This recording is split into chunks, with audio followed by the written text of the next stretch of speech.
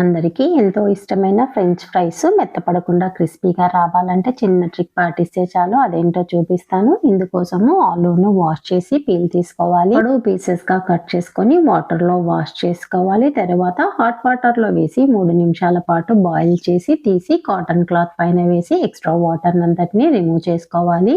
తర్వాత వీటిని వేడి ఆయిల్లో వేసి మీడియం ఫ్లేమ్ పైన వేయించి తీసివేసుకోవాలి. అలాగే మిగిలిన వాటిని కూడా అన్నిటినీ వేయించుకున్న తర్వాత ముందుగా వేయించిన ఫ్రెంచ్ ఫ్రైస్ ని మరొకసారి ఆయిల్లో వేసి వేయించుకోవాలి. ఇలా రెండోసారి వేయించుకోవటం వల్ల క్రిస్పీగా వస్తాయి. ఒక కప్పులో ఉప్పు, బ్లాక్ సాల్ట్, గరం మసాలా, చాట్ మసాలా, కారం వేసి మిక్స్ చేసుకుని వేయించుకున్న ఫ్రెంచ్ ఫ్రైస్ లోకి మసాలాను యాడ్ చేసి సర్వ్ చేసుకోవాలి. ఎంతో టేస్టీగా ఉండే క్రిస్పీ ఫ్రెంచ్ ఫ్రైస్ అయితే రెడీ అయిపోయినాయి. ఒకసారి మీరు కూడా ట్రై చేసి చూడండి. Please subscribe my channel.